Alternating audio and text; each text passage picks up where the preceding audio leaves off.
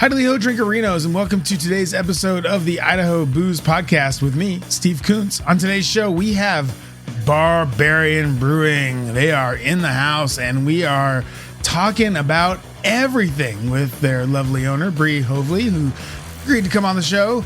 We're going to talk about how they started out in Garden City and grew from there, why they have foregone the second tier, mainly distribution, and all those crazy glitter beers and sour slushies and everything else they make. We're going to talk about all that stuff and more with Bre. She's awesome. Barbarian, a lot of fun. I think you guys are going to really like it. Then we're going to have the Boise Beer Buddies community calendar. Lots of stuff going on in and around town. We have St. Patrick's Day coming up, so we'll try to find a couple cool spots for you to hang out on a Monday. I know that's going to be tough to do a Monday St. Patrick's Day, but we're going to do our best, aren't we? And then we're going to talk a little bit about the Trump tariffs and more on this week's episode of the Idaho Booze Podcast. This week's Warren Reserve Cocktail of the Week comes to us from the Cocktail Slut, which is actually at thecocktailvirgin.com. So, and it's called the Cocktail Slut, but I guess they're working out some things over there. Well, this one's called Noon as Dark as Midnight. It starts with 2 ounces of 100 proof bourbon. You could use Woodford or use what I use, which is the Caldwell Stampede bourbon from our friends at Koenig. It's a nice little 100 proof bourbon. So 2 ounces of that, half an ounce of dry vermouth, quarter ounce of Nocino. This is, or Nocino, not sure if that C is a hard C or a soft C. This is an Italian liqueur made from green walnuts. Now, I think you could pretty much use any kind of nutty liqueur. So if you have Amaro or something like that, I think any of those will be fine. Amaretto, whatever. As long as it's kind of like a nutty kind of liqueur, I think you're okay. It's only a quarter ounce. And then a quarter ounce of maple syrup. And then, of course, some Warren Reserve cherry bitters. So first, put your coupe in the freezer. Freeze that thing. Then add all of your ingredients, starting with those Warren Reserve cherry bitters. Do about 3 or 4 dashes. And then put everything else into a stirring glass or shaker tin. And go ahead and stir that cocktail until it's nice and chilled. Strain it into your chilled coupe. And add a Luxurdo cherry for garnish. It's very fancy. It's very tasty. It's the Noon as Dark as Midnight. And it is your Warren Reserve Cocktail of the Week. The Idaho Booze Podcast is brought to you by Warren Reserve Cocktail Company. With bitters and cocktail syrups made right here in the Gem State, you would expect a little dash of home, right? With Emmett Cherry Bitters, you get just that. Each dash of Emmett Cherry Bitters tastes just like the real thing because it is made from real Emmett cherries. Add a couple dashes to an old-fashioned, vodka martini, or Manhattan to give your cocktail the authentic taste of the Gem State.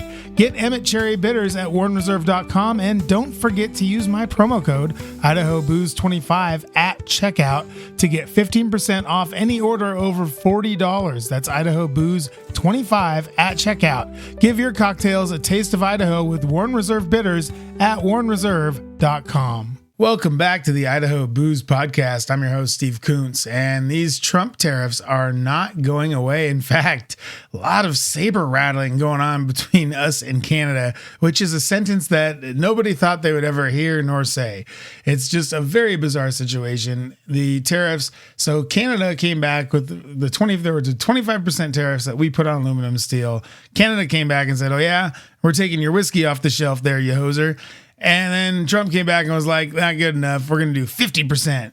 So there's an escalation of sorts happening here. Now, we haven't seen anything yet because everyone kind of has whatever they have. But once these tariffs kind of go into effect and breweries have to buy cans again, then you're going to start to see some price increases at the grocery store, at the tap, and all around because it's really unavoidable at this point. Canada not only produces a ton of aluminum that we use for cans, but it produces a ton of steel that we use for tanks, and something that I was not aware of until very recently, a large amount of the grain being used in the beer. So you're asking, why will the costs go up at the tap? Why will I have to pay more for a pint of beer? Well, it's because Canada makes about a third of the grain that brewers use, and they actually make probably closer to half of the grain that a lot of craft brewers use in the Midwest and Northeast and all around there. We here, luckily here in Idaho, we have amazing grain. We have awesome two-row that comes from Washington and Idaho, and a little bit from Montana and North Dakota as well. So we have a pretty good assembly line, pretty good infrastructure for grain here. So we can get stuff. I remember when I was buying grain, I would always get Great Western stuff that came from either Washington or Idaho, and you could pay an extra little bit and get all Idaho grain if you want. We also have some local maltsters here that can be used. So I would say, get at me, Mountain Man and some other places out on the east side of our state. If you want to get word out about your awesome grain, let me know. We'll put it on the show. Come on the show and talk with us about your grain. We can send it out to our friends in the Northeast and in the Midwest and see if they can't handle some nice Idaho 2-row instead of that Canadian stuff. So the Canadian grain price going up 50%, that's not great. The aluminum going up 50%, that's not great. And we're starting to see in a story that you first heard here about craft breweries really being hammered by this. So the CNN had something about a brewery in Nashville called Tailgate Brewery, and they're like, every one of our suppliers has already sent a price increase letter. These are the worst letters you can get. I remember when I was doing operations, you would get these letters from people that just said, we're raising prices. And you'd be like, what is happening? And you'd call them up. You say, hey, man, what's going on? And they'd say, yeah, our prices are going up. And there's nothing you can do about it because they're your supplier. You need your beer to be consistent. You need everything to be kind of the same. They really have you over a barrel there. And this one sucks even more because I'm sure a lot of these people that own these small businesses, I'm sure a lot of the brewery owners here, they chose this path. They wanted this to happen. They wanted the guy in office who's in office. So, I'm not going to do like a whole blame game thing here, but that's what's happening. And it sucks. It sucks for everyone. It sucks for us. It sucks for Canada. It sucks for Jack Daniels. Jack Daniels said that they're going to lose about $1 billion because they're not going to be able to sell their whiskey up in Canada. That's a big number. That's one with 9 zeros after it. That's a big number. So, these tariffs are kind of hitting all over the place, and we're going to talk about them. I'm going to be on the Boise CityCast actually next week. I'll be on, I think, Wednesday the 19th, maybe, or Thursday the 20th. I'm not really sure which day I'll be on, but one of those 2 days. And we're going to talk about that. We're going to talk about what's happening with local breweries here and why we're seeing more go out of business than we are seeing open for the first time in forever. I don't know, 50 years, something like that. And we're going to talk about just kind of about the brewing scene in general. So make sure you check that out. That's going to be in the Boise CityCast. I'm really excited to be on that show. It'll be a lot of fun chatting it up with those guys over there. They're a really nice group of people. So, getting away from that, we're talking to Bre Hovely today from Barbarian, and I just want to really quickly introduce her before we get to the interview because her and James are pretty awesome. Like if you've been to Barbarian, you know what it is. It's got a vibe. It's got a really awesome customer experience, mostly because they have all the same people that have worked there forever and ever.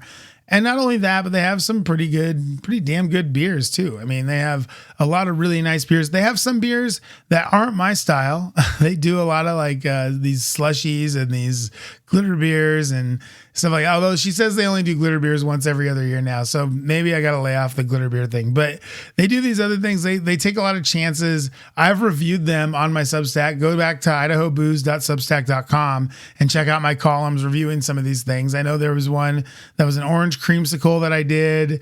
There was another one that was like a huckleberry thing. And there's been a couple here and there that have been really fun and they're neat beers and they definitely have a place in the market. I think, people go and buy them. They sell them. So, but she even says, she talks about them in the podcast coming up in the interview that some of them are kind of a pain in the ass or whatever. But these guys, so Barbarian, I met Bre and James, I'm going to say like 2012, 2014, 2014, something like that. And they used to come out to all the beer events. They'd come to every single kind of tasting event. They came to every single festival. They came to some of the meetings that we had. They were around. And, they kept saying they were going to open a brewery in Garden City. And we'd be like, Garden City?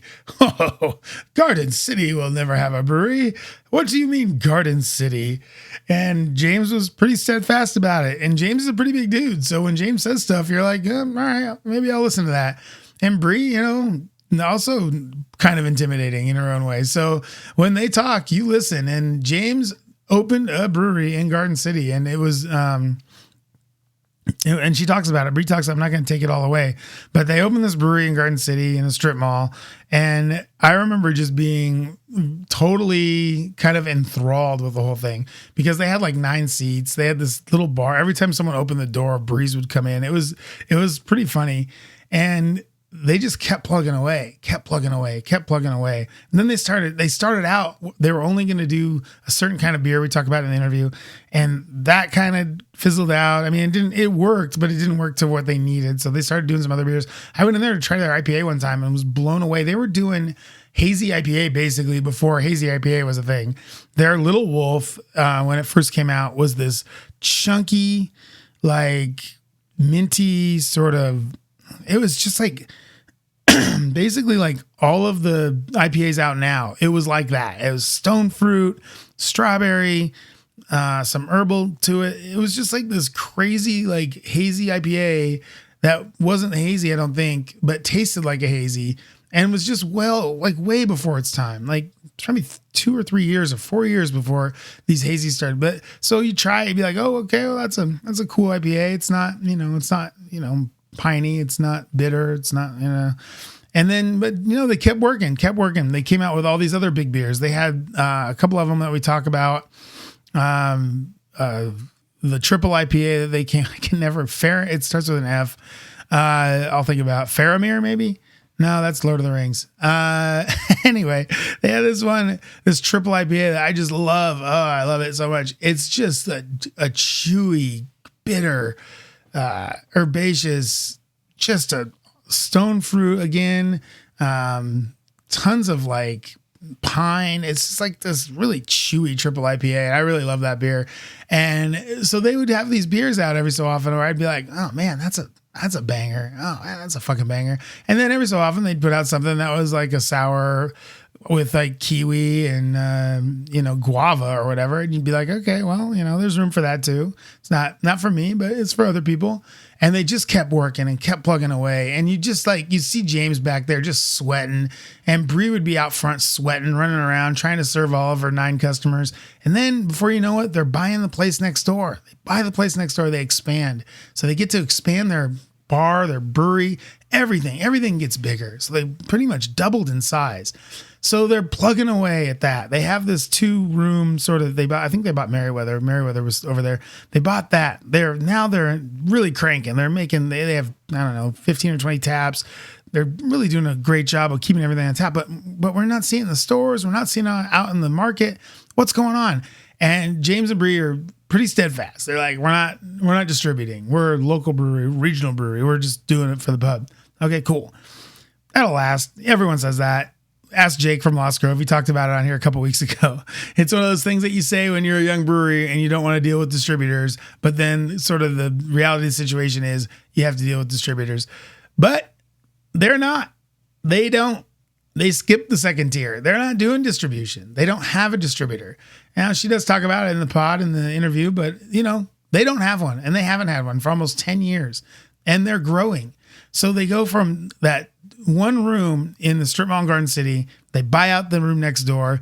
Then they opened the downtown place like 2 years after they started. So they were like the first ones to be down, kind of that weird end of downtown. Now it's not weird. Now there's a big giant new hotel there. Neurolux is there. The construction's finally finished. So they're on like 10th and Main, right? And it's a weird part of downtown. And another brewery tries to go there, one that we're very familiar with on the show. They fail.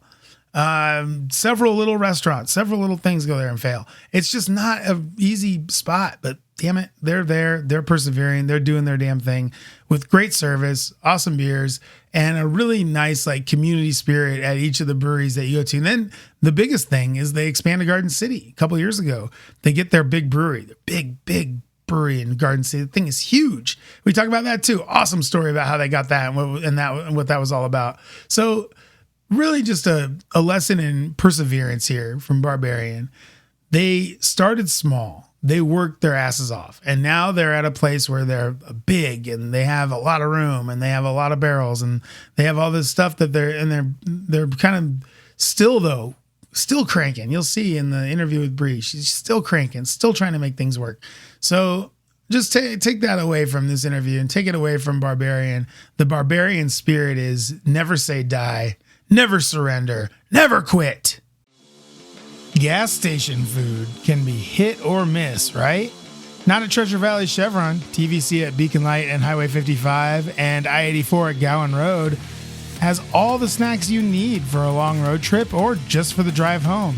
Jerky, candy, chips, sandwiches, cheese sticks, corn dogs.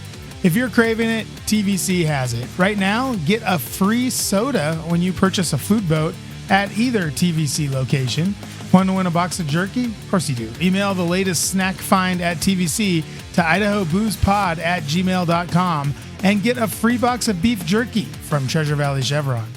Welcome back to the Idaho Booze Podcast. I am your host, Steve Kuntz, here at Barbarian Brewing with Bre. Is it Bre Hovely? Hovely. Yes. I never know if that's a big O or a little O. So here with Bre, and she is one of the owners of Barbarian, and we're here in your lovely brewery. Bre, how you doing? Doing well. How are you doing? I'm doing great. So happy to be here with you. Good, so happy thanks. to be in Thanks your for brewery. being here. And it's so funny to see you on a couch that I used to own. Right? I mean, not that exact one. But it's falling apart. The dogs have ruined it. When that's they come exactly to work. what happened to ours too. The dogs ruined it. The dogs have destroyed it, and now it's the back of house production area couch. It's beautiful, and at one time it was a gorgeous red couch. It was, and now it's flaking off. It's, as some people like to say, it's going into a different part of its career. Yes, I think is what's happening with that couch. So anyway, we're back here in the depths of Barbarian. This is a place few men go. This is where you guys kind of come up with your fun and unique beers. Tell us a little bit about how your brewery started, how long you guys have been around, and sort of how the whole process started for you guys going back to Garden City. Yeah. So we are hitting our 10th year in October. This year we opened in October of 2015, and we opened in our tiny location, our old location off Chinden, down by Meriwether and Potter Wines. We had a capacity of 9 people in our original tap room. It was tiny. And then we quickly were able to take over our neighbors because Meriwether moved down to where they currently are. We got their spot expanded. Kind of all in the same strip mall, right? Yeah, all in the same strip mall, which was awesome. Yeah. So we got open, 10 years ago, which is crazy. Congratulations. Yeah, thank you. That's awesome. Yeah. And you guys have really started out as sort of, I would say, an alternative take to what everyone else was doing sort of in the valley at the time. Yeah. There was a lot of sockeye and payette and IPAs and blah, blah, blah. Tell us kind of what you guys did and what your how your journey started here at Barbarian. Definitely. So our original idea was to be a barrel house and focus predominantly on barrel-aged sours, because no one in the valley was doing that at the time. And there was places like Cascade Barrel House, Jester King, all these other, just Rare Barrel in California. And so that was our focus, but we quickly realized once we got open that although people like those beers, in Boise we weren't going to be able to survive if that's all we focused on. Yeah. So we quickly shifted gears and now to kind of the concept we do now, which is everything. We've got something for everybody. So we still make them, but it hasn't been the focus. I'm super excited to get it and talk about your guys' current lineup and everything like that. But first, I just want to hang on this for just a little bit longer because I thought it was really cool when you guys opened up that you were going to go down that route. I thought it was really neat. The pragmatist in me immediately saw many, many issues with it. But, we were very naive, but we were also stubborn, and we did it. Yeah. And James is, I think, a very smart person and smart brewer, and he just dove in and figured it out. So I was gonna say, but the sort of Scandinavian in me was like, fuck them. Let's see how this goes. So, don't worry, there was a lot of haters when we first got going. There were a lot of naysayers who. A lot of people told us we would fail. Yeah. And as a fellow Northerner, I was just, I actually, and it's one reason why I probably visited you guys more often than maybe anywhere else. Maybe some of the beers were, good. Some of them were okay. Some of them were still needed some time in the barrel. But it was always awesome to see how you guys were doing, what your next your next progression was, what you were doing next.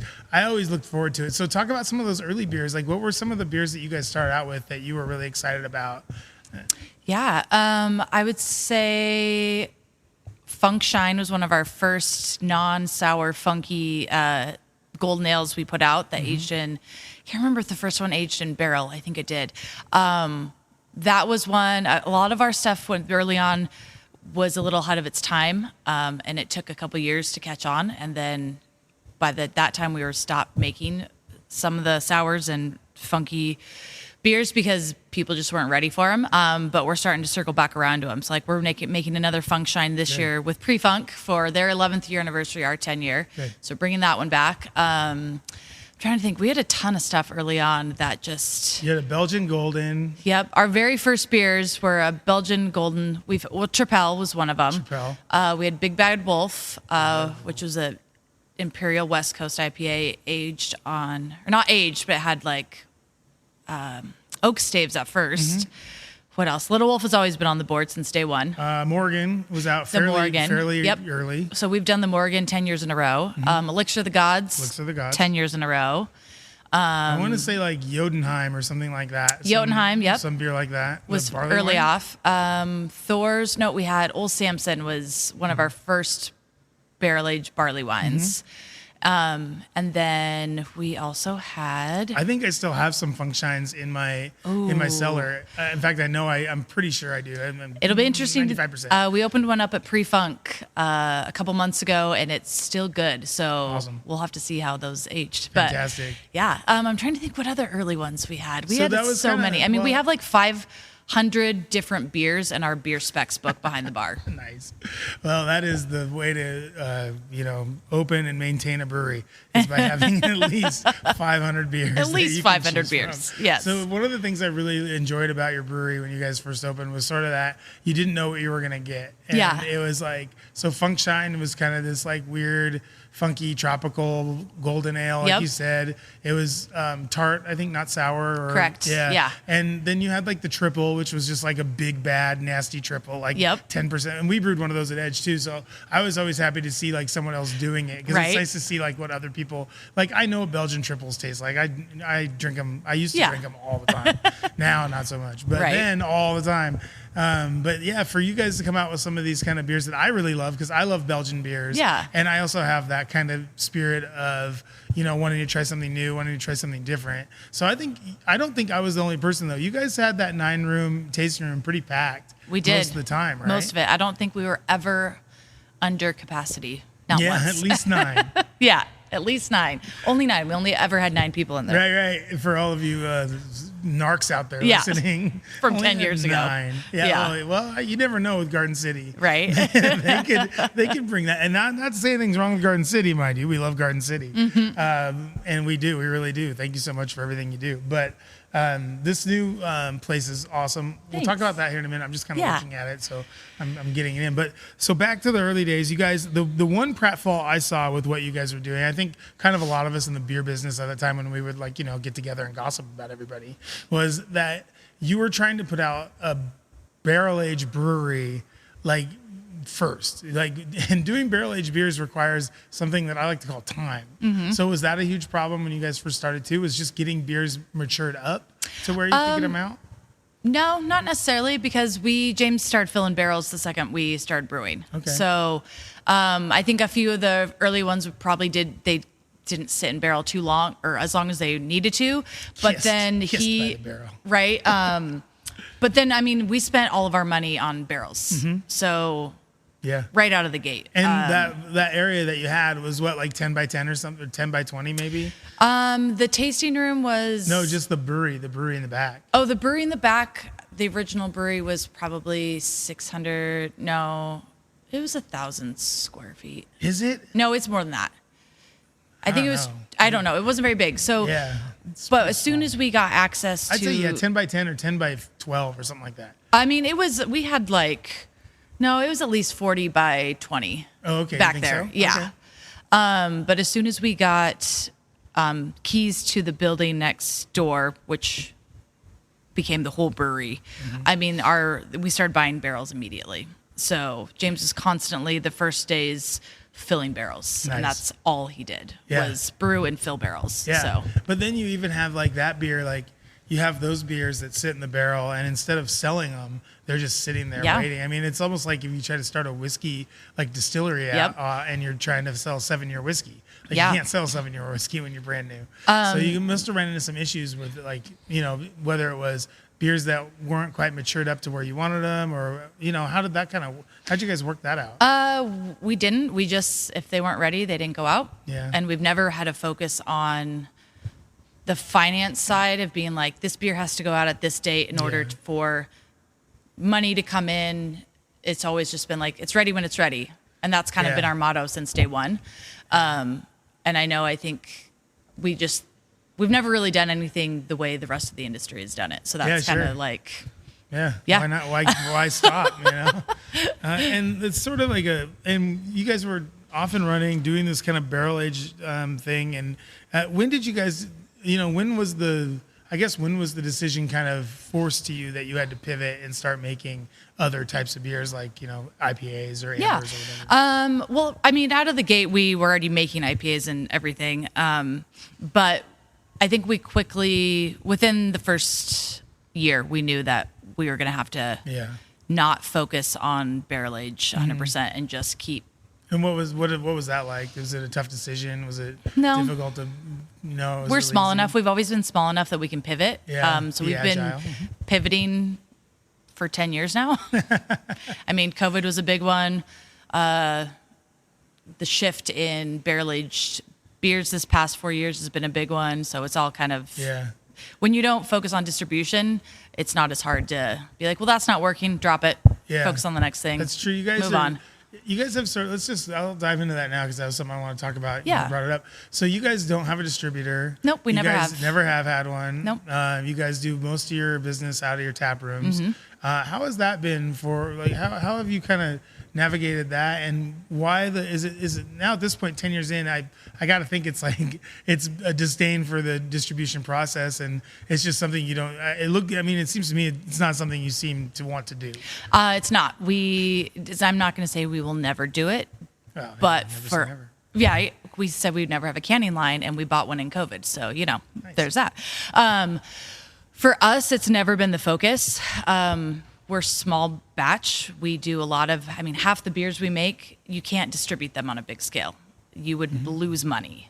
And why would we distribute if we can make more money in our tap rooms? It's kind of always been our philosophy. And if we can stay small enough that we don't have to distribute has also been another factor for us. To be like, why do we need to grow and fill all of our tanks and push beer out to make a fraction of what we can sell in our own tap room? And then you have the factor of, okay, what's the shelf life? Beers aren't getting rotated in grocery stores. Some bars aren't selling beers fast enough. You know, you find 6-month-old IPAs on the grocery store shelf on a regular basis. So that takes a full-time job of someone who's on sales and deliveries to manage all of that and make sure things are getting, rotated properly and sold back or bought back or whatever. All that fun stuff. All that fun stuff. All the fun stuff that the rest of us had to go through. Exactly. And we never wanted to do it. And so we just didn't do That's it. why you and James look so great still. Oh, no. Like I'm a wreck of a person. Thank you. I would attribute about 80% of my wreckness to having to deal with distributors in one form or another. Thank you, Steve. Yeah, you guys look. James isn't here right now, so I just assume he still looks great. He looks great. I haven't seen him in a while, but I'm just going to assume. But that's also, I think, where our tap rooms have come into play. Like, we have our downtown location, and then we were to move into this new building has the patio and the capacity. And so that kind of really, we just like, if you can sell it in your tap room, why even mess with distribution? Well, and you guys are also really cool in that, like you said before, you're agile, you're nimble, and that you went from being in that little place in Garden City, a deep Garden City, we'll say, because this is more, we're kind of bordering Boise. Boise's right a block now. away. Yeah, Boise's basically across the street. It is. So you guys were at the, 41st or what, I don't know what 52nd. 52nd Street down there. You guys were real quick to move from there to here, like pretty quick, right? It was like 6 years. 7 years until we got in here. When you did, like it was boom boom, like. Yeah. And I saw that, I think was it, so it was 3 years ago, so it was 2021 or 2022, something like that.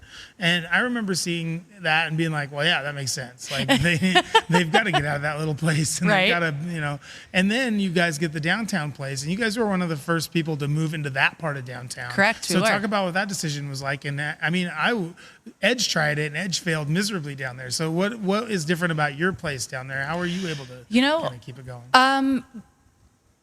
I don't know. I would say maybe timing when we moved in, we had just turned almost 2 years old when we got the downtown space open. You guys are really quick down there. Yeah. Yeah. Especially that part of downtown. It's 10th and 11th in Main, right? Yep. Yeah, okay. And there wasn't really much down there. And Kai 70, Neurolux. Yep. And the tavern now is there. There's that new Hotel Renegade. So it's built up kind of around it. It is, but construction, we're so grateful that we have this location because construction was a bitch. Murdered us downtown. Yeah. I'm not surprised that local businesses are closing and leaving downtown. We think it's going to build back up, but it's been a rough 2 years down there. Yeah, it'll build back up. It'll build that back up. You know why it'll build back up? Because you have some great beers down there. And one thing I always love about coming to Barbarian, and we're going to get back to talking about that 10th Street place again soon. Yeah. One thing I love about going to either Barbarian is your guys' bartender staff. They're always so nice and so fun. And they're awesome. And I know you've had a lot of them for a long time. So what's that been like kind of cultivating those people and keeping kind of the same people? I mean, you've had some of the same people since you're back in the old place. Yeah. Since you first opened, right? Jamie has been with us technically, unofficially since the day we opened, but officially since downtown opened. BJ, who's working downtown tonight, he just hit 6 years with us. Awesome guy. Our brewer, Keaton, just hit 9 years, I think. That's great. Corbin, who was a bartender as well, transition, he's our cellar person. Kind of jack of all trades. I think he just hit 7. So yeah, we have a really great staff. Nice. Yeah, you do. You really do. I think a little bit of luck in there, and also I think that kind of goes in line with how much we pivot, and we're always trying to take care of our crew and make sure that they're happy, and PTO, insurance, raises, the whole thing to make sure that they want to stay here.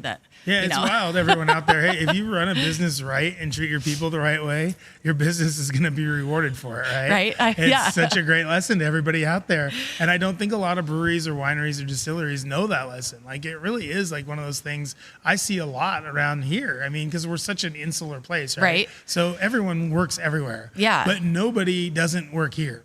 Correct. It's all the same people. It's all the same people that I've seen since I came into the old place back at 51st or 2nd, whatever it was.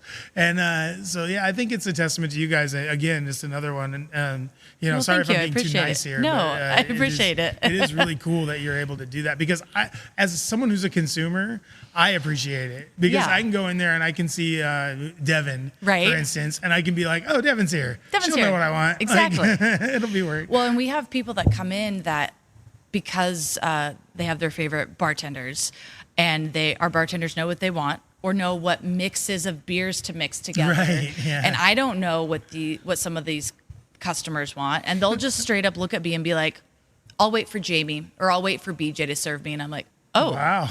Okay. But that's awesome. Let me just put my ego down here real quick. It's on the floor in case you need it. Cool. I just own the place. Yeah. Right on. Yeah. We'll get BJ over here real quick. Right. Don't worry. I'll be like, BJ, hey, go help. I don't. That guy doesn't. Right. Or they'll come in and they'll be like, BJ made me this one mix 3 months ago. And I'm like, do you know how many new beers we put on? I don't know what that was. And I'm like, BJ, go help that person. I don't know. I got it. I'll help the line. So you guys, like I said, pivoted to downtown before really anybody else did. Yep. And now it's all grown up around you, which is awesome. It's awesome. So how has that been with that area? Now the construction is finally over. Are you starting to see more business in there now? We are. And more tourists, I would imagine. We get a lot of tourism has kept downtown alive during the construction. Yeah. We've seen a massive decrease in local people to downtown. Mainly because, and I'm guilty of it myself, is when you get so frustrated driving around and you're like, I don't know what streets are closed. There's no parking. Screw it. I'm not even going to go downtown right now.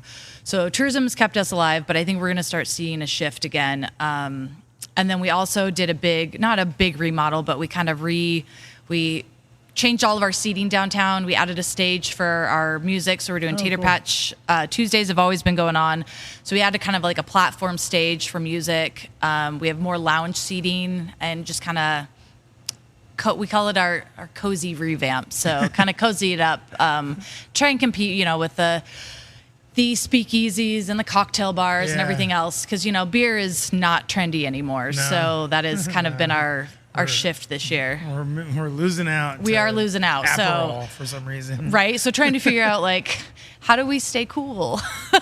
You guys should put in, you know what? I'll give you one for free. How about this? Put in a secret door. Oh, that would, we do have one. It's in the alley. We share it with Kai 75. Is there one over there? But it's a one-way door. No one's allowed in. Oh, see? Super secret. It's super and secret. Impossible to get into. Yeah. That should automatically boost there you go. Guys up. That's cool. I mean, you right? Can't get in there. You can't find it. Can't find it. There's no signage. It's perfect. There's no signage. Perfect.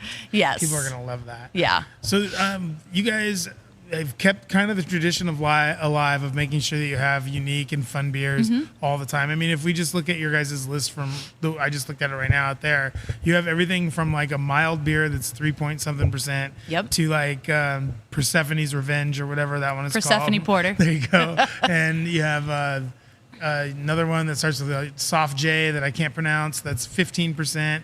You have Jormungandr. Yeah, there you go. So talk about how you guys are able to. I mean, it's really tough for a lot of breweries to keep things like that on that wide spectrum. So talk about how you guys do that, and is that and you guys do new beers like every week or so? Every week. Yeah, on Thursday, as far as every I'm concerned. Thursday. And so talk about like how you guys do that and how it kind of it's built into sort of the fabric of Barbarian. Of course. So I think it kind of really started when we got our downtown location open, which going on 8 years ago.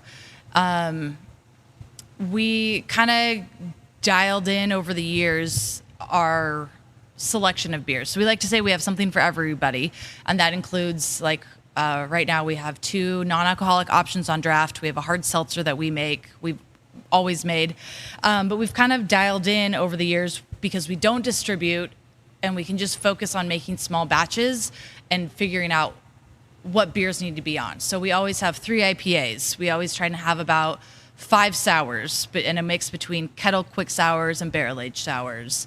In the summer months, we up our light sessionable beers to up to 8. But in the winter, we dial it back, and then our dark and malties go up. So we've kind of have it. We always have a couple Belgians. Years of me, James, Jamie, and our staff that's been here forever of being like, what do we make next? Yeah. What hole needs to be filled? What beer style needs to go on the board? So really just years and years of honing it in to Nice. just make sure we're seeing a shift in away from the high alcohol beers. Yeah. So we've been dialing those back. Some beers might not get made that we've made for year after year, might get changed next year or just not get, we have to take a break on them because people don't want the 12% and higher beers anymore. But lagers are crushing it, and sessionable IPAs are crushing it. So yeah, lagers are crushing it right now. Is that something you guys have seen kind of growing as because I know you guys have always done. At least I know for Oktoberfest you had a couple of different lagers over the summer. You usually have a couple of different lagers. So is that something you guys have always kind of done and has just caught up to you? Do you feel like? I can't remember when James started first making lagers, but when we got moved into here, this location, that's when we were like, oh, patio. People want to crush. They want to hang out and chill and drink some And it's beers, more of the Europe style where you're like, I want to sit and have 3 or 4 low alcohol beers and sit on the patio versus having like 1 or 2 big beers. Yeah. So we've kind of just leaned into that, and to the point that our lagers have been taking up too much tank space. So we actually applied for and got awarded a grant from the Department of Ag for horizontal lager tanks. What? And those are on the way right now. So those should be in a month or so. So we Great. can at least we'll have two 20-barrel lager tanks. So we can at least have 2 lagers in tank at all times. Because, we do traditional, it takes 8 weeks. So if we've got 3 lagers in our tanks right now, but we're running out of Little Wolf, it kind of screws us. For sure. Because we're like, well, or like, we're not moving as many sours, but we still need sours. So we're in this bottleneck of all our tanks are filled with lagers. So what do we do? Yeah. So, yeah. It becomes that sort of game of you have the 3 vessels and you need to keep, that one full and that one full. Yeah. Absolutely. But right now, I think, Patio's just kind of changed everything for us. For sure. And our Tangerine Radler was a summer only beer, and that has been so popular. It's now becoming one of our 4 year-round beers that stays on the board. People are mad when we get rid of the Tangerine Radler. What are the other 3 year-rounders? So we've I got could probably name one of them at least. Little Wolf IPA always stays on the board. Yeah. The Belgian style Tripel, because that has a cult following. It's not a fast mover, but when we get rid of it, people are very mad. Very mad. Yep. Tangerine Radler, and then maybe we just have 3 right now. We just have 3, but we have styles that Yeah, you keep stay. on a hazy IPA. We always have a hazy Double IPA. IPA or something. We're getting rid of our double IPAs for a while because Not the triple IPA though, right? we are probably never making that again. Oh no, is that Odin's Hammer? That was Fenrir. Fenrir, I love that beer. That's my Again- favorite beer that you guys make. Thank you, but people don't want high alcohol, Some people do. This person does. but not enough for us to do what we're doing. That's true. I don't drink 10 barrels of Fenrir. Exactly. So we're having this conundrum where we're Great like, point. okay, our IPAs hit their expiration and nobody's drinking it, and then they go down the drain, and we're sitting here being like, well, that was a waste of money. Because I want to get into those beers a little bit, Yeah. if you don't mind. I know you're not the brewer. James is unfortunately out sick today, which sucks Right. for all of us. He's a great guy. Get well soon, James. So I really find that you guys, especially with your bigger IPAs, especially with your double IPA, Mm-hmm. your triple IPA, you are able to pull some sort of flavor out of those beers, and I don't know what it is. I think it is something like in between 2x4, like the Melvin beer, and I don't know, like a big juicy grapefruit orange, some Right. sort of weird fruit that doesn't exist. How are you guys able to pull those sort of flavors out and keep your beers so like almost like sour, like the IPAs I'm talking about? Yeah. And I'm sorry, James, if I get this wrong. You can write in. Right. Write in. That is not correct. Brie. IdahoBoozePod@gmail.com. Right. He's always been a fan. He aggressively dry hops. Mm-hmm. So he's putting in, because we're not distributing, we don't have to watch, price. We don't have to play by your rules, Right. So if distributors. he's like, I want to throw in more hops, I want the nose to pop, I want the flavor to pop. Okay. We're not selling pallets of cans and Yeah. trying to be like, well, we're going to lose money on. It's like James is, I don't know. He's always just aggressively dry hopping. We also, we use different yeast for a lot of our stuff. So we're not recycling yeast. We recycle yeast, but we're not using the same yeast for every single beer or everything. So that's also kind of might be part of it. Yeah. But Yeah, so you're able to stay away from a house flavor. Yep. So you have a bunch of different beers that all taste different. Yeah. I just find that, I don't know what it is. I think maybe it's the hops you use, or maybe it's the way that maybe it's the times that he puts them in or something like that. But he's able to pull a certain kind of flavor, and it's a distinct Barbarian flavor. Interesting. Yeah. And it's in Fenrir most notably for me. Right. Because that's the one that anytime we're out at the Neurolux or anything, my son and my daughter are both musicians. Yeah. So they're like, my daughter's not old enough yet, but my son plays at the Neurolux all the time. Yeah. So anytime we go there, I'm either at Barbarian before or after. That's awesome. Because there's only so many Rainiers a person can handle. Agreed. And so that's the one I go to more often than not if I need a quick one before, Right. or if I'm getting my nightcap. That's is the awesome. Fenrir. And it's got this really distinct, we'll have to see what that is, because Yeah, it's we'll a have really to- cool flavor, and I really dig it. I find that in Little Wolf too. Actually, Little Wolf kind of has that same thing. It's just a little bit less because it's not quite as big of a beer. Only 6.5%. So, what beers are you guys not making now that you used to make back then, or maybe something that's fallen off that you missed that you would like to see maybe come back at some point? Right. Well, I know Eric the Red, which was my favorite beer, but we probably won't make it again. And that was a double IRA. Yeah. Fenrir was super popular, has a cult following, but again, we probably won't make it again. Me and 6 fat guys.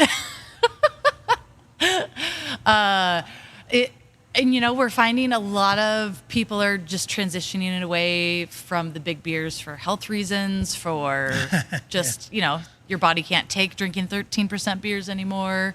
So that we've had to cut back. Our sour program is cut back quite a bit just because people don't want sours as often. They still drink them. People that love sours love them, but we're hearing from a lot of people that are like, heartburn. I just can't do sours like I used to. And we're like, we're fully aware. yeah, and it's shown. I mean, even Cascade. Cascade closed. They closed. So Rare Barrel in California closed. They were one of the first ones that we were obsessed with. Yeah, it's kind of weird. Like it's circled back to now Belgians again, right? Yeah. Like everybody goes for Belgians now instead of going for a lot of really, really good American sours, which those ones all were, right? And which you guys made as well. Cool. So we're gonna take a short break. Okay. Thank you so much for being here, Bre. I really appreciate it. Or thank you so much for having me here. Yeah, we're at your place, and we're gonna come right back with Bre Hovely. Hovely. Still Hovely? Hovely. Are you sure? Bre Hovely Positive. From Barbarian Brewing. We'll be right back. This is the Idaho Booze Podcast. It's not just the price of eggs that has gone up. The price of going out right now is crazy. Pint prices have never been higher, but you were smart. You went to BoiseBeerBuddies.com and picked up a Boise Beer Buddies card. You were saving up to 25% on your tab at bars, restaurants, wineries, and breweries all over the state of Idaho. Also, since you subscribe to the Boise Beer Buddies newsletter, you know when your favorite spots are having amazing events, specials, and discounts. If you haven't picked up your Boise Beer Buddies card, what are you waiting for? Go to BoiseBeerBuddies.com, use my promo code BOOZEPOD at checkout, and get 2-for-1 Beer Buddies cards. Be a buddy. Get your Boise Beer Buddies card today and save on your next night out all around the state of Idaho. Welcome back to the Idaho Booze Podcast. Here I am at Barbarian Brewing Company with Bre Hovely. Bre, did I get it right that time? You did. Good nice. job. Crushing it. Mm-hmm. This hosting thing isn't all it's cracked up to be. Sometimes you got to just put in the work, put in the extra time. You did great. And finally, after knowing you for maybe 12 years, I got your name right. How great is that? Okay, no one gets my name right. Nobody. So I want to talk about, speaking of names, I want to talk about your guys' beer names. I love being, as I said, a Norwegian, a person of Norwegian descent.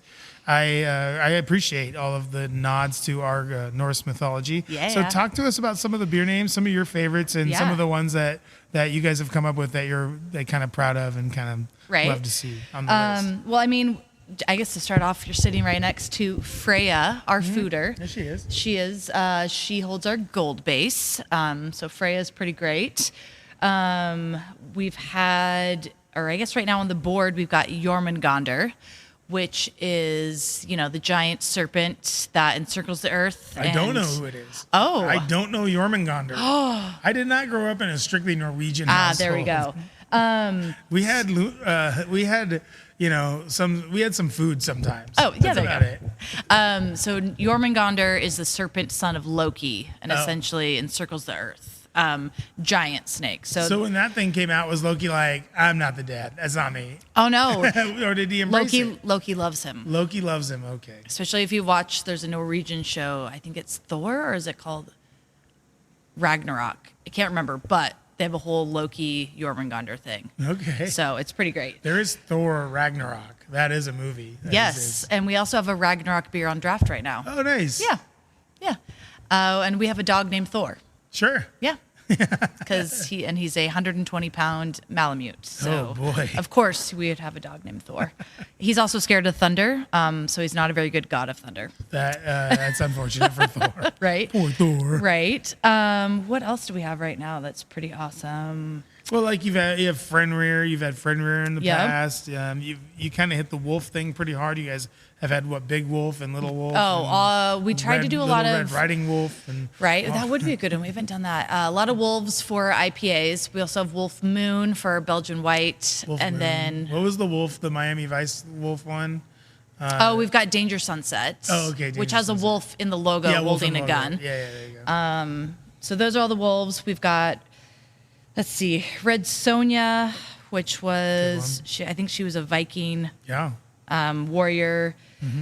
We had a beer Conan's named- girlfriend. Oh yeah, we had Conan the Destroyer last year, which was a 15% bourbon barrel aged stout. Obviously. Yes, I mean we've had so many Morrigan. names. The Morrigan, yep, is on right now. That's still a yearly. succubus or something like that. She is the goddess, the god of war and death, and she turns okay. into a raven as she flies over the battlefields. Wow. Yeah. Okay.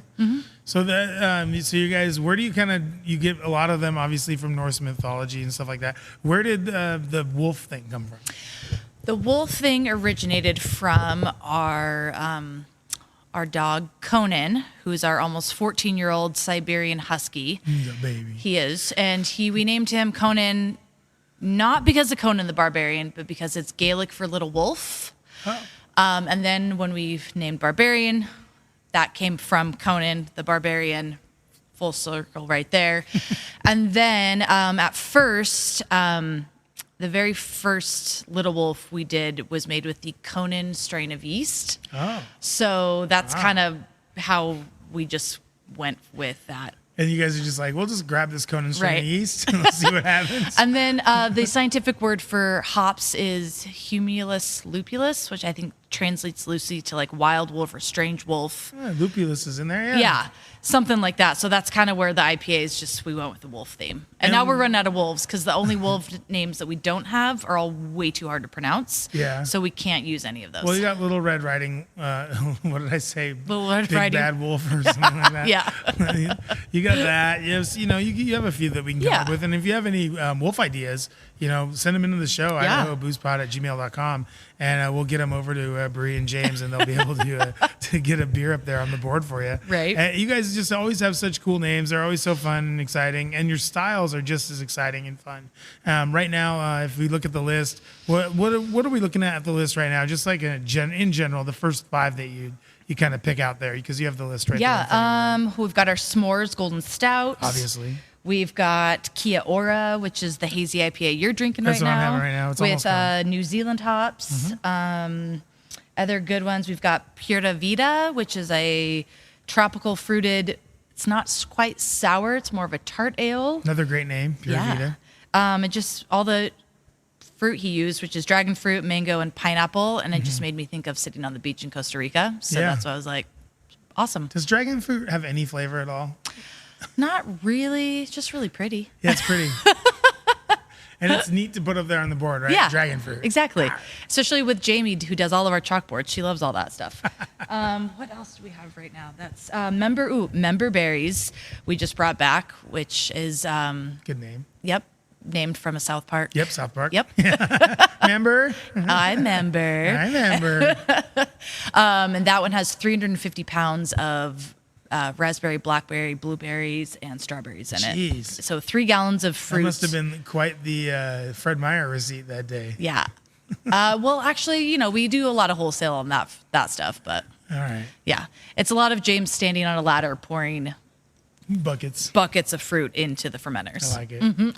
And so also some other styles you guys have kind of, I'd say flirted with in the past. You guys were pretty much the only brewery here, I think, that did glitter beers. I can't remember anyone else doing them. I don't think we tried them at Edge when you guys were trying them. So you guys did some of those glitter beers, some smoothie sours, some of these I would call like unique nommed beers, I guess is what I would call Yeah. them. Talk about what that program is like for you guys and how much fun that was to kind of delve into that weirdo version of brewing. Yeah, so we've about every couple of years we'll do a glitter beer. We try and lately we try and coincide it with like Boise Pride if we're gonna do one. They're just kind of a fun beer to throw out. People get excited to take their beer outside and watch it glitter in the sun. Yeah, I shake mine like a snow globe. Right? That's what I Oh, yeah, do. you just stir it. But the problem with those is they're a pain in the ass. The glitter settles to the bottom, so we have to store all the kegs upside down. Our bartenders have to go and gently roll the keg about every hour. Oh, wow. So it's a whole process. You can't serve them with a stir stick because people don't understand that stirring beer too aggressively makes it foam and spills. They don't understand that. Nope. So that's It's a called whole carbonation, thing. people. Yes. Look it up. So I'm sure we'll try and bring one back this year, but we haven't. So they're just kind of they're literally a pain in the ass. So we do them sparingly, and then But they look pretty on the Untapped. absolutely. And for Instagram, they're great. Yeah. So essentially, they're an Instagram beer. They are totally.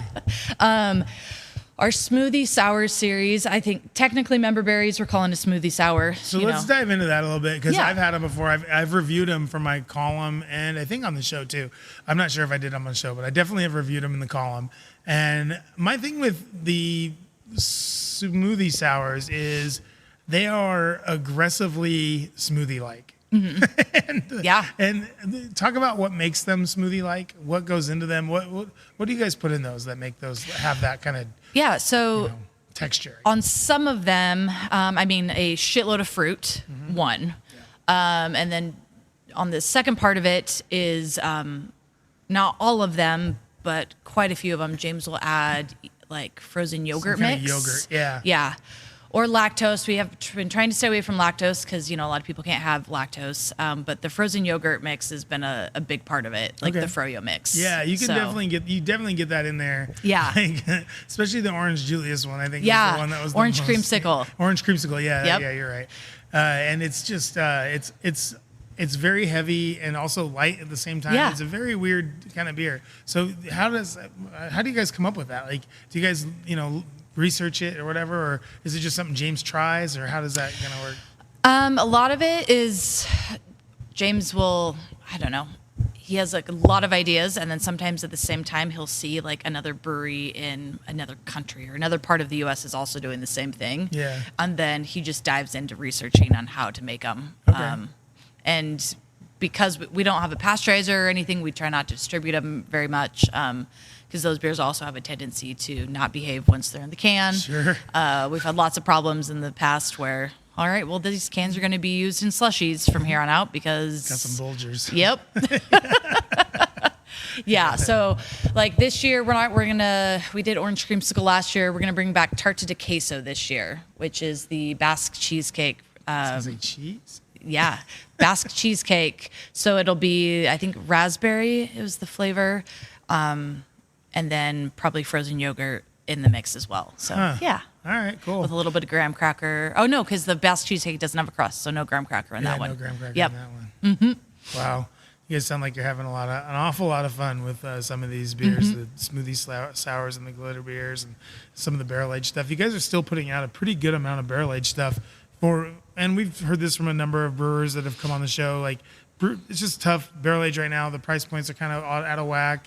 Yeah. And the amount it costs, actually, I mean, if you guys were spending all your money on barrels before, now it must be just like insane because It is, barrel prices have gone up like crazy, right? They've gone up like crazy, and the shipping is through the roof. But again, like we've cut back tremendously because the costs keep going up and they're not as popular. Tougher to sell. Yeah. So we're still making them. It's just not our focus anymore. Yeah, but it is nice to be able to come in here and see them on tap. Yeah. Right? Yeah. And we still have, I think, 15 different bottles in the fridge. So even though they're not on draft, we've still got bottles available. And Yeah.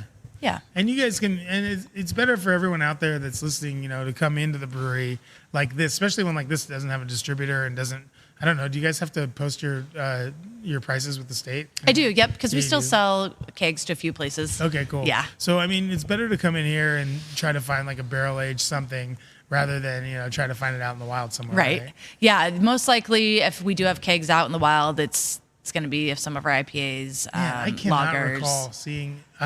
I'm racking my brain right now trying to think of where I might have. Maybe at like Pre-Funk. Yeah, Pre-Funk sometimes has stuff.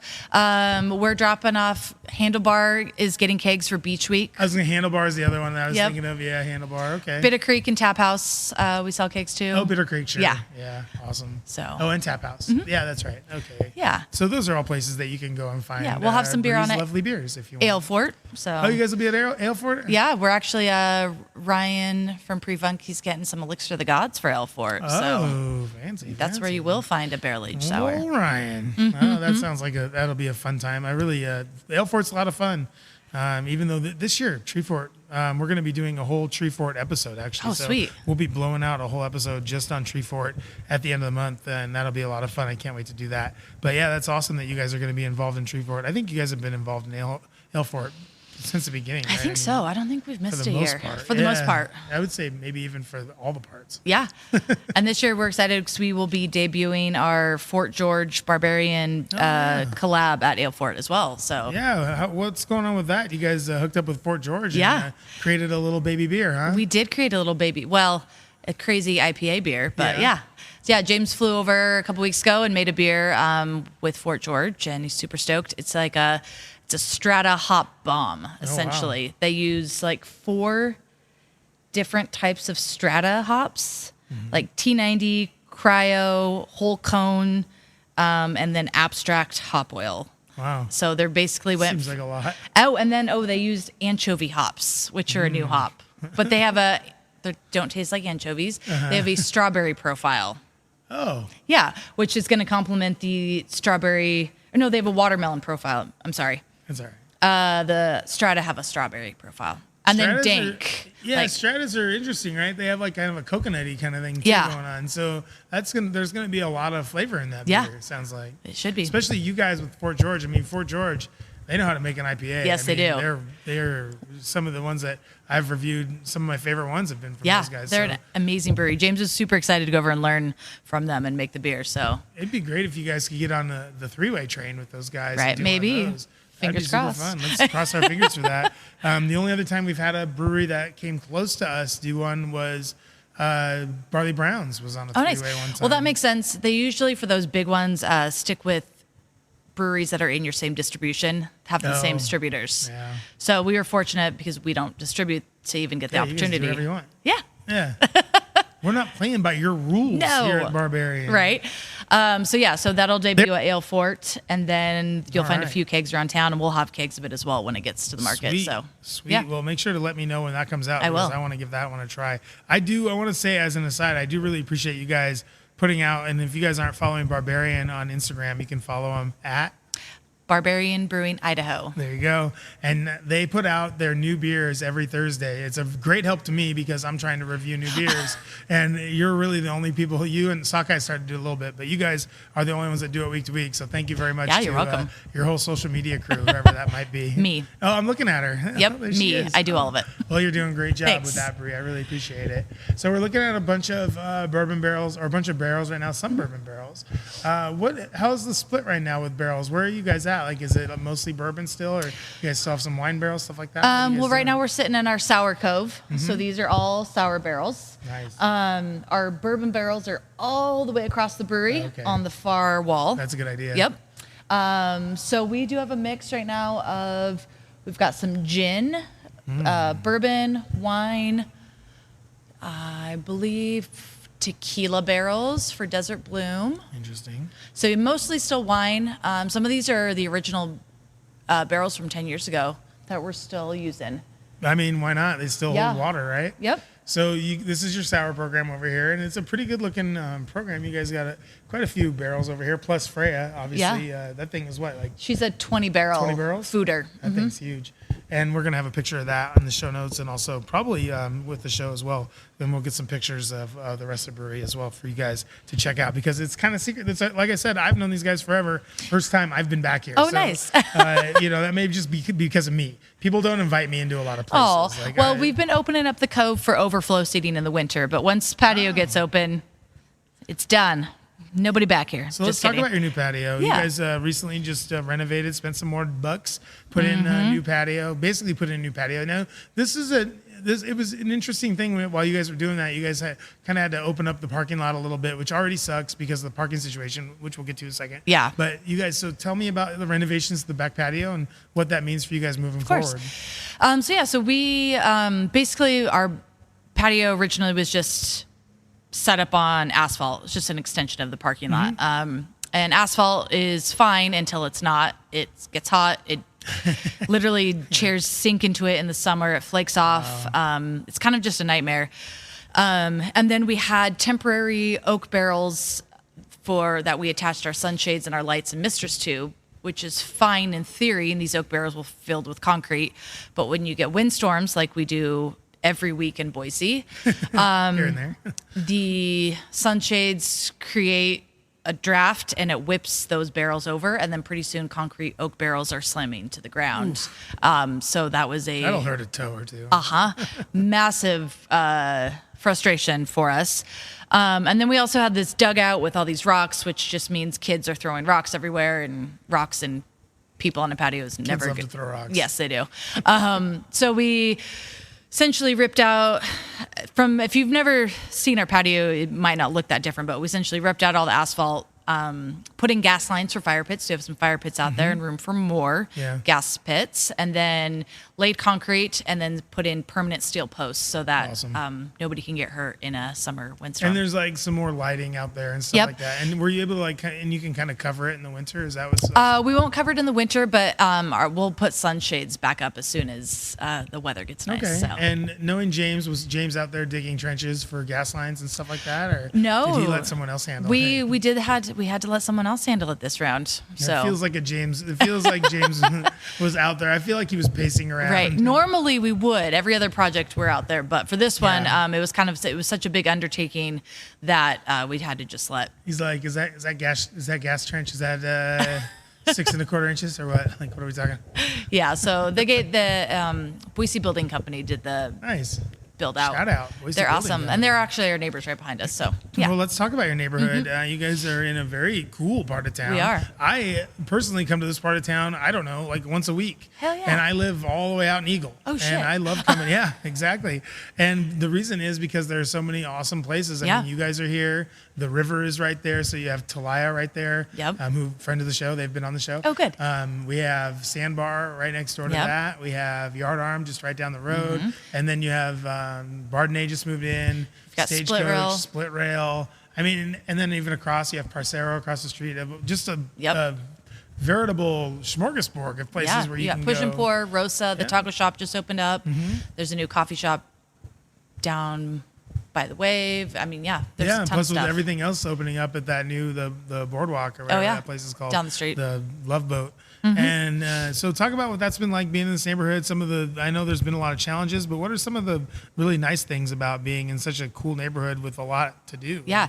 For us, it's been awesome being this close to the Greenbelt because when the weather's nice, people can walk or ride their bikes. I got to tell you, too, I didn't realize how close you were to the Greenbelt right until there. I was like scootering up and down. Yeah. And I was like, man, I could use a beer right now. And then I just saw your little sign, Barbarian, it's right over here. Which I got to put that sign out this weekend. It literally is like, I don't know, 20 yards from the Greenbelt. I think it's 100 yards. Is it 100 measured, yards? On a little scooter, it's like 3 seconds. Right.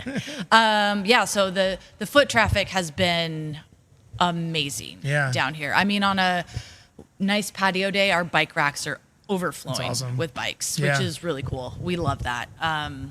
Just the proximity to other cool businesses and being kind of in the and when you do come down here, just be neighborhood. careful when you're parking, right? You want to park in like right around here, or you want to park like over on the other side of the building, not anywhere else, right? Correct. We have some neighbors that are not very nice about their parking lots, and they do not mess around with it. So I know that a couple other businesses in Garden City have the same issue, so we're not the only ones facing this. But when they say they will boot your car, they will boot your car in 5 seconds, and you will owe them $200 to get it removed. So but that's kind of an issue in all of Garden City. So we just urge people when it's nice to, the CWI parking lot across the river hasn't started development yet. So that's always a free lot that they're not towing or giving tickets for. No boots? Not that we're aware of. And then, Ubering, ride your bikes, walk. So I think that's where we usually park, is that area right kind of where Talaya is by the sandbar over there. Yeah. We haven't had any problem with that Oh, that's at all. good, yeah. Or over by Bardenay too is actually pretty good too. So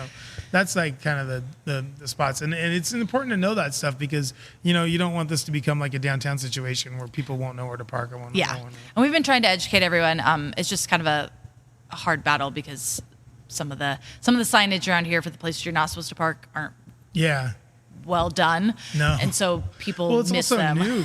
Yeah. This is like a lot of people don't understand this. This is all popped up in the last 5 years. I mean, this is what you guys were here 3 years ago. Well, obviously, some other places have been. Barbarian just opened last week. Right. Split Rail's only been here, maybe 5 years, something like that, maybe 10 years. They opened right after us, so about 3 years. 3 years. Too. Okay, so 3 years. Talaya, same. I would say right around there. Talaya's been a few years longer, but they still struggle on busy weekends with parking. Yeah. And, Well, they only have like 2 spots. I know. But yeah, so I mean, it's all and the fun thing, and also maybe one of the problems with Garden City is that there just isn't a lot of room. Yeah. You're really just between Chinden and the river. That's all the room you got. So it's people are gonna have to get inventive. Ubering, I think taking bicycle, I think parking at, I think that new boardwalk place will have a lot of parking for those restaurants. I know Joe and Cinder, they're opening up a place down there. They already have some places open there. So there's parking there. Maybe you could park there, ride your bike or walk. Yeah. It's not that far of a walk. I think it's only like a quarter of a mile or something. Oh yeah, it's not bad. 3/4 of a mile maybe. Yeah. Obviously my spatial recognition not great, but I don't think it's all that far is what I'm saying. So yeah, that's kind of cool. I mean, it's awesome to be in a growing neighborhood like this, and it's nice to see like Garden City really grow and become something for everybody to kind of hang out in. But there are these kind of growing pains too, right? Yep. Yeah. But, all good here at Barbarian as far as I can tell. Yeah. What is going on coming up? What do you guys have going on in the next couple of weeks? What do you want to talk about? Anything else that we need to hit before we go? Oh, my gosh. What do we have going on in the next couple weeks? St. Patrick's Day is coming up. We will have, we're releasing our Irish Red and our Irish Stout on Nitro this week. Awesome. So we're doing the obligatory green beers St. Patrick's Day weekend. Yeah, I like that Irish Stout. I know that beer. It's really good. Yeah, it's one of my favorites. Super easy drinking. Easy drinking. Yep. We'll have Crisp food truck out here alongside Joker's Barbecue. Crisp is going to do their St. Patrick's Day menu. Cool. So like corned beef and Corned beef, hash. cabbage. All the stuff. Yep. I'm trying to think what else we got. We've got a second chance, like Tree Fort lineup downtown for Tree Fort that no passes are needed all week at Barbarian. Oh, you're going to have bands in there? Yeah.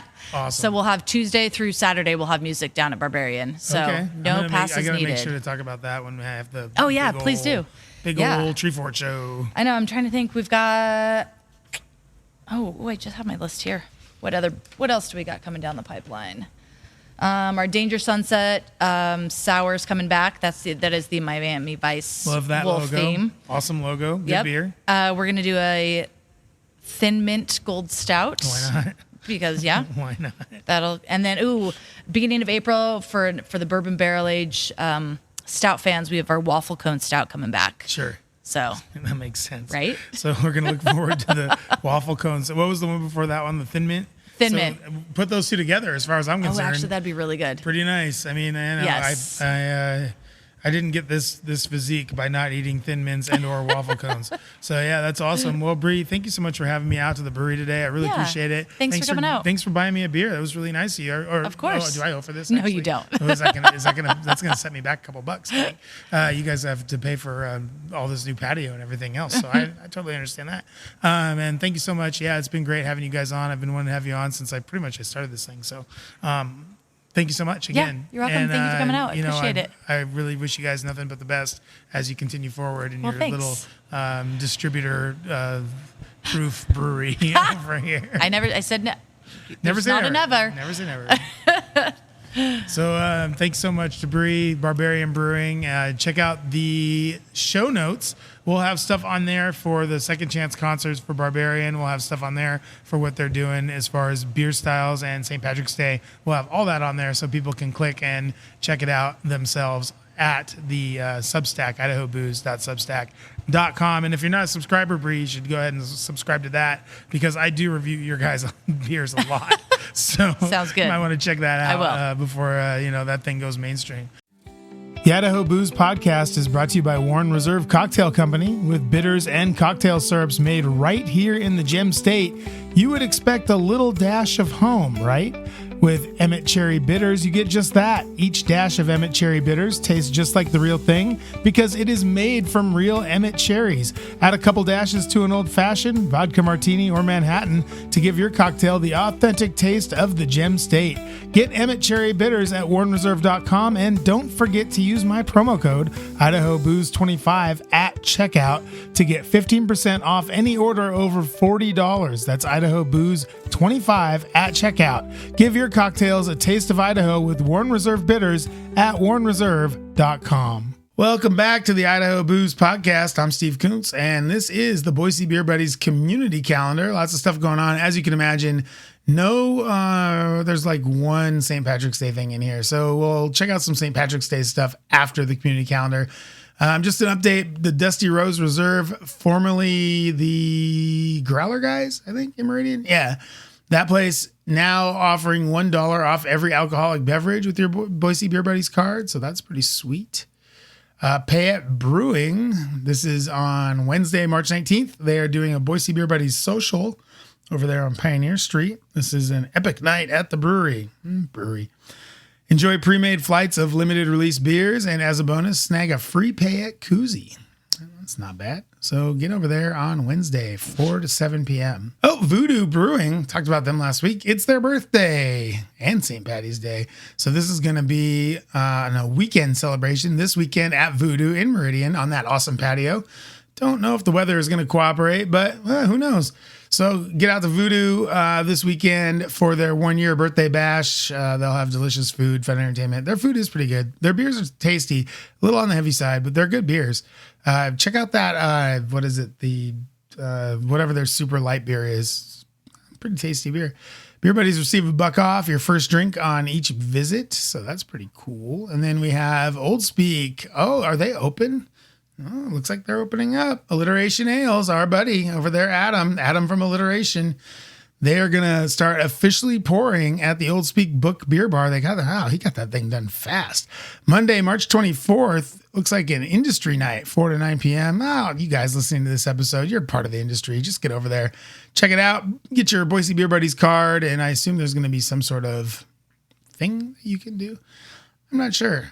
So this weekend, St. Patrick's Day. So St. Patrick's Day in Boise is a lot of fun, I think. I usually go to the tavern at Bound Crossing, but I don't live there anymore. So I'm not going to be going there this year. There is a tavern out here in Eagle, and it's a pretty cool place. I've been there a couple of times. It looks like they're going to have, Boise on Saturday, March 15th. There's going to be a bar crawl and block party in downtown Boise, it looks like. It's going to be at a bunch of places I've never been to. Hap Lounge is where you can check in. And then the after party is at Space Banana. So you can dance your little clovers off over there at Space Banana. There's no cover at selected venues. And it looks like you have 15 plus bars with exclusive drink specials.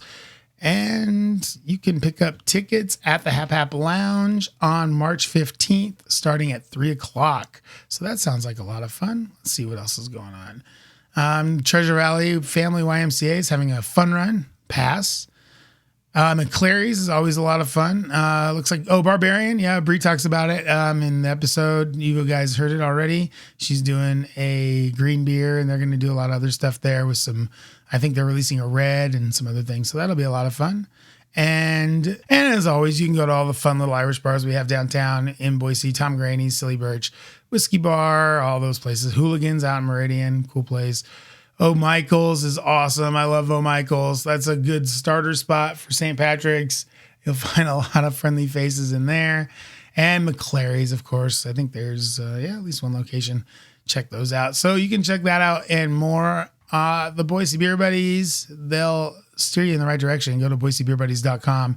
Get yourself signed up for the newsletter. Get yourself a card. And we'll be right back to close up shop right after this. Gas station food can be hit or miss, right? Not at Treasure Valley Chevron, TVC at Beacon Light and Highway 55, and I-84 at Gowan Road has all the snacks you need for a long road trip or just for the drive home. jerky, candy, chips, sandwiches, cheese sticks, corn dogs.